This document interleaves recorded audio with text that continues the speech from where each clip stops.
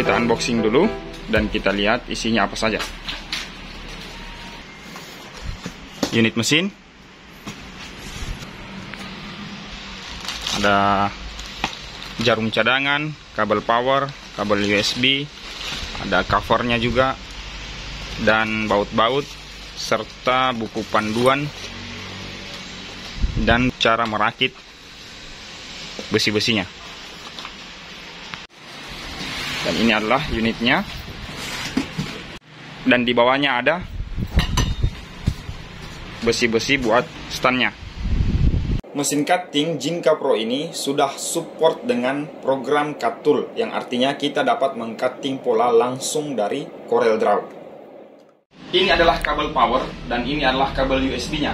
Sebelum kita menginstal aplikasinya, maka terlebih dahulu kita harus menyalakan mesin. Jadi saya akan mencolok kabel powernya ke sumber listrik, dan kabel USB-nya kita akan colok ke salah satu port yang ada di CPU. Teman-teman harus ingat bahwa di mana kita mencolok ini pertama kali, sebaiknya jangan dipindah-pindahkan. Mengapa? Karena terkadang kalau kita pindahkan, itu akan mereset kembali kalibrasi yang sudah kita simpan. Tidak masalah kalau misalnya teman-teman bisa mengingat atau menghafal kalibrasinya.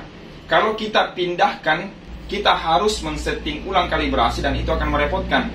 Jadi kalau kita tetap pada portnya, minimal kita tidak repot lah. Nah sekarang dalam hal ini saya akan colok ke sini. Ketika saya colok di sini, maka sebaiknya nanti saya tidak pindah-pindahkan supaya kalibrasi yang kita akan input nanti itu tidak terreset. Langkah selanjutnya kita nyalakan mesin. Di sini ada dua tombol power ya, satu untuk menyalakan lampunya dan satu untuk menyalakan mesinnya. Setelah mesin menyala, maka kita akan mulai proses instalasi aplikasinya. Baik teman-teman, setelah kita menyalakan mesin, sekarang kita akan menginstal aplikasi yang dibutuhkan. Di sini saya menggunakan CorelDRAW 2018, maka cut tool yang kita install juga itu adalah versi yang 2018 juga. Pertama kita membuka WinRAR-nya seperti ini. Kita klik dua kali dan di sini ada beberapa file. Pertama kita install yang USB driver terlebih dahulu. Kita pilih Windows 7. Jadi Windows 7 ini untuk Windows 7, 8, 10 dan ke atasnya ya.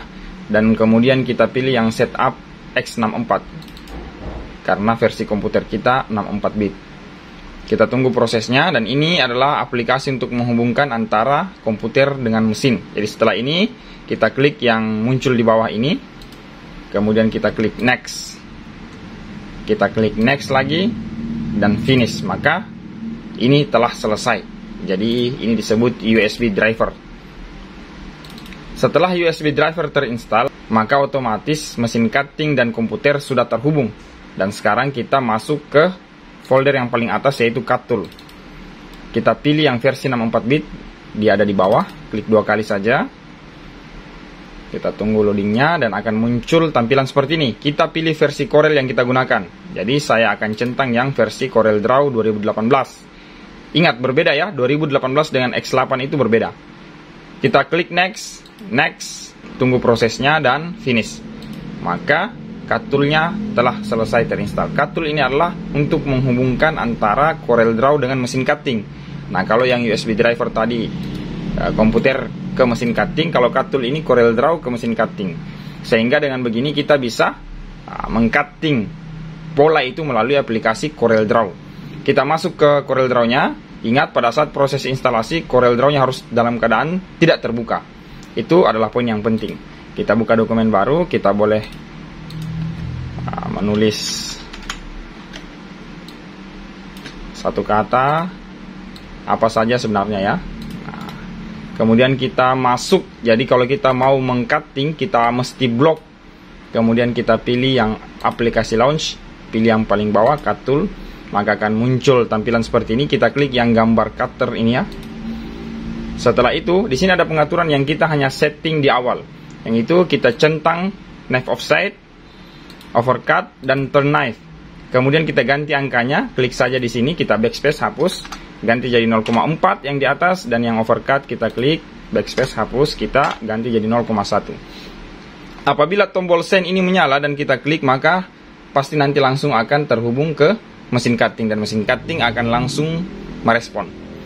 Jadi teman-teman sekalian, kalau teman-teman punya banyak file misalnya, Nah, dan teman-teman hanya mau mengcutting salah satunya, maka teman-teman harus tandai terlebih dahulu. Seperti ini misalnya. Kalau mau dua-duanya seperti ini misalnya.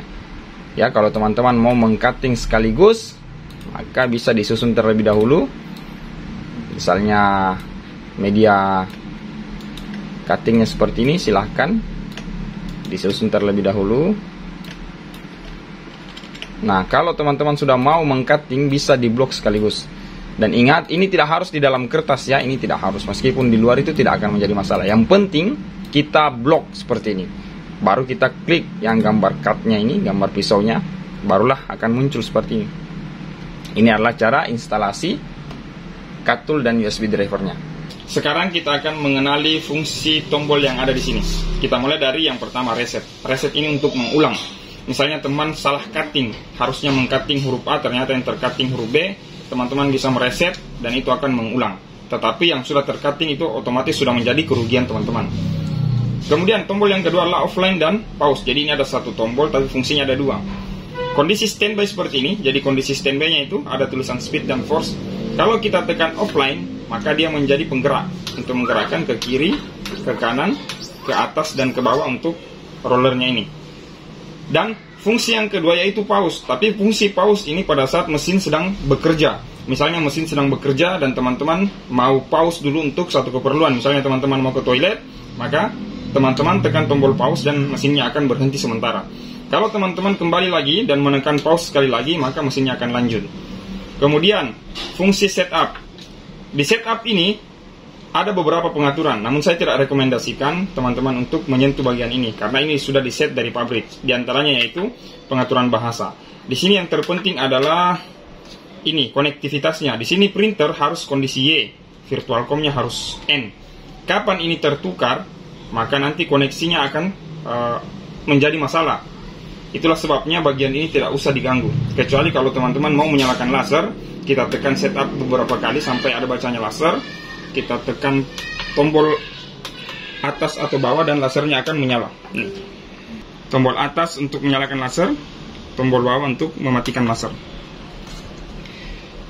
Jadi saya tidak menyarankan untuk menyentuh tombol ini kecuali memang diperlukan. Kemudian tombol tes, ini tes untuk membentuk garis kotak, menguji ketajaman pisau yang kita pasang. Itu fungsi tombol tes. Sedangkan origin ini adalah tombol home-nya, kembali ke origin atau kembali ke home-nya. Jadi inilah fungsi-fungsi tombolnya. Sedangkan yang ini adalah arah untuk menggerakkan atas, bawah, kiri, dan kanan. Yang tengah ini nggak ada ya. Sekarang saya akan menjelaskan beberapa pengaturan untuk setelan mesin ini. Yang pertama, bagaimana cara mengatur pisau yang kita pasang pada alat ini. Kita ambil salah satunya. Kemudian ini menggunakan sistem magnetik. Jadi kalau kita mau pasang, kita cukup tekan yang ini. Kemudian kita masukkan di mana sisi yang tajam itu, di arah sini. Masukkan saja dan dia akan melengket dengan sendirinya. Jadi seperti ini. Nah, untuk mengaturnya kita bisa memutar bagian yang silver dan yang emas ini. Kalau saya, standar saya, karena dia kan bentuknya seperti tombak. Jadi pas di ujung siku yang tajam itu, pas di ujung sikunya, disitulah batasnya, batas tingginya. Jadi saya putar dulu, kita longgarkan dulu yang emasnya ya, karena ini yang emas ini bagian untuk mengunci. Kita longgarkan dulu. Nah, begitu saya sudah melihat siku dari ujung pisaunya itu, disitulah saya berhenti dan saya kunci menggunakan yang emas ini. Nah, sehingga dia tidak akan goyang-goyang lagi. Kedepannya kalau misalkan pisaunya tumpul, ini gampang, kita tinggal tekan, tarik, dan pasang ulang. Dan pada saat kita pasang, tentu saja posisinya sudah seperti setelan awalnya tadi. Setelah setelan ini selesai, kita akan memasang di bagian kepalanya ini. Jadi di sini ada peringatan bahwa jangan kita menggeser secara manual, karena itu bisa merusak kalibrasinya.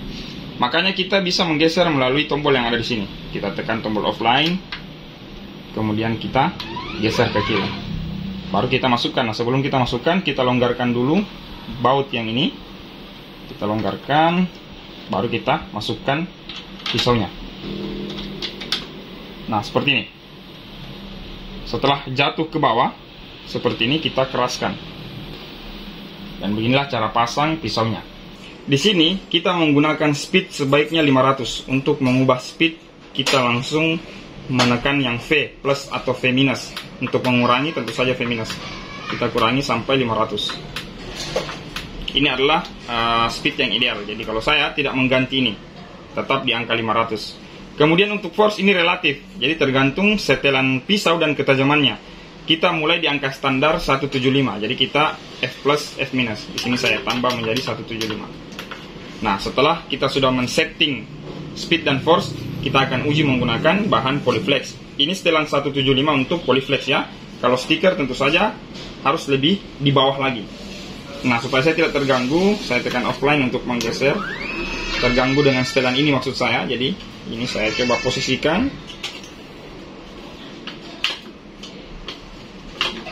Seperti ini. Kemudian pisaunya ini saya arahkan di sekitar sini supaya nanti dia tidak bergelembung. Oke, kemudian kita majukan ke atas. Ini sebenarnya masih boros bahan. Kalau kita mau sedikit hemat, kita geser lagi ke ujung seperti ini.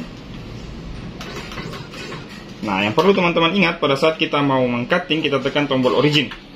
Ketika kita tekan tombol origin, barulah dia standby untuk bisa meng-cutting. Kita mulai tombol tes untuk menguji ketajaman. Dia sudah membentuk kotak. Dan ini menurut saya sudah pas. Sekarang kita akan menguji meng-cutting pola dari komputer, khususnya di aplikasi CorelDRAW. Jadi kita posisikan dulu. Di sini saya menggunakan media yang ukurannya 20 cm, sedangkan yang saya mau cutting itu 13 cm. Jadi lebih kecil yang saya cutting daripada media yang saya gunakan. Kita posisikan dengan menekan tombol offset seperti biasa. Pisau ini di belakang sejajar dengan rollernya. Kemudian kita posisikan atas bawahnya, misalnya seperti ini. Jangan lupa untuk menekan tombol origin, karena kalau tidak kita tekan tombol origin dalam posisi pengaturan offline-nya tadi ini, maka mesin nanti tidak akan bekerja sampai kita kembalikan dia ke origin. Oke, karena dia sudah origin, kita lihat di sini. Saya sudah mengatur tulisannya dan sudah saya mirror karena kita menggunakan bahan polyflex. Kita tekan tombol send dan mesin akan bekerja. Ini adalah kecepatan 500 dan tekanannya atau force-nya 175.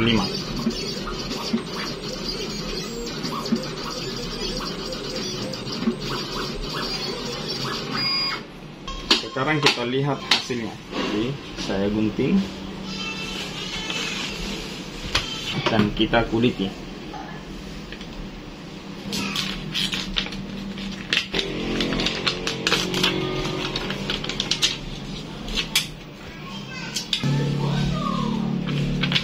Dan inilah hasilnya. Ini adalah tips dari kami. Yang pertama, untuk menjaga keawetan tombol, teman-teman sebaiknya menggunakan plastik atau stiker atau laminating di sini. Kalau kami di sini menggunakan plastik laminating sebanyak 3 lapis. Itu supaya menjaga keawetan tombol. Karena tombol ini sifatnya paralel. Kalau satu tombol yang rusak, kita harus mengganti satu sekaligus alat-alatnya. Kemudian yang kedua, di sini ada tanda yang diberikan itu untuk memberikan informasi kepada teman-teman semua bahwa di sini ada jarak antara roller satu dan roller yang kedua.